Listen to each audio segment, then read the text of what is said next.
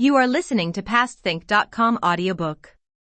Please like and subscribe, thank you. Chapter 109.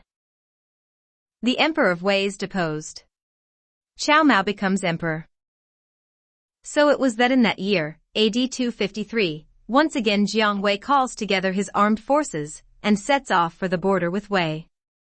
This time they ensure the involvement of the Chong tribesmen through the offering of many gifts. This has the desired result, and King Midong brings his army to join the invasion. In response, Sima Shi sends Su Ji to lead the Wei army, renowned as he is for his valor. Alongside, he sends his own brother, Sima Zhao. The first engagement goes badly for the Shu army, and Su Ji takes a mighty toll of the Shu soldiers. But at the next engagement it is the Wei troops who suffer, and Su Ji is slain. The Shu army sweep on to overwhelm the Wei camp, and Sima Zhao is forced to find sanctuary on a hilltop, where the small spring can supply only a fraction of the water his 6,000 men need. The supplies run out, and despair descends upon the troops. It is then that Sima Zhao is reminded of the story of how a former hero similarly trapped, and without water prayed to the spring, and it gushed forth water 100-fold. So that is what Sima Zhao does, and after he makes the offerings and prayers the stream pours forth more than enough to slake the thirst of the men. Meanwhile Chen Tai of the Wei army has pretended to desert, along with 5,000 men, and joined the Chong in their alliance with Jiang Wei and the Shu. However, his real reason is to dupe the Chong into mounting a raid on the Wei camp, where they will then be ambushed. Believing he is genuine, the king of the Chong, Midong, orders an attack that very night. Led on by the duplicitous Chen Tai, one of their senior commanders leads the attack on the enemy camp. Of course, no sooner have they tried to enter than the commander's horse falls into a deep pit, and, from behind, the troops who claim to be deserting attack the Chong, and in front Chen Tai leads another detachment of Wei soldiers to the attack. Thousands of the Chong die, and King Midong is captured. He is persuaded to leave the alliance with the Shu and rejoin his old allies the Wei, because when he arrives bound in chains Guo Huai releases him. Attacking the Shu camp, they surprise the men and overwhelm the camp. Jiang Wei has to flee but he manages to wound Guo Huai as he retreats.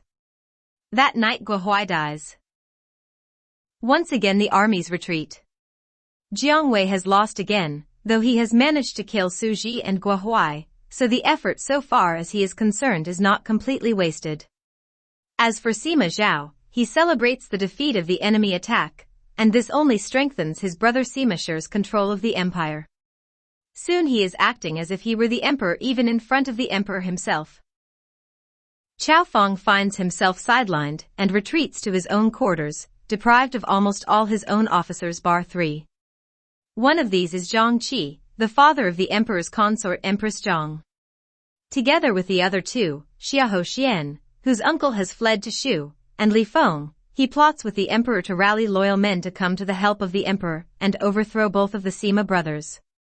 To seal this, Qiao Feng removes his imperial dragon phoenix shirt and, cutting his finger, writes in blood the edict summoning men to his side. He recalls that Dongcheng was killed by my ancestor Cao Cao the August Emperor, because an exact same conspiracy was discovered. But the others dismiss this, saying that Cao Cao was of a far superior intelligence than Sima Shi. However, no sooner do they leave the palace than Sima Shi confronts them by the roadside. He asks why they have been so long at the palace, and they try to bluff their way out, claiming they were studying the classics with the emperor.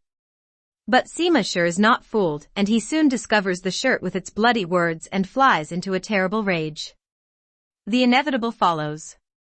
The 3 men and their entire clans are executed, and in his fury Sima Shi forces entry into the palace and heads straight for the emperor's quarters. Throwing the dragon phoenix shirt on the floor, he erupts, "Why have you turned against us? We've done nothing but serve you.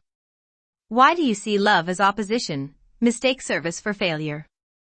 Emperor Qiao Feng tries to pass blame off on others, but the blood-soaked shirt cries out his offense. With no other option, the emperor confesses his role in the plot. Turning to face the empress, Sima Shi says, "You're Zhang Qi's daughter, and therefore you must face the consequences." His soldiers drag her away, while the emperor screams for mercy, but to no avail. She is strangled. As a poet has commented, thrown outside, barefoot, is Queen Fu, 29. Torn from her lord, she pleads for her life. Today, the Sima do the same to Queen Zhang. Heaven repays the cost to the descendants of Chao. Events then take a swift turn. Sima Shi calls a council of ministers and denounces the emperor, saying he is unfit to rule.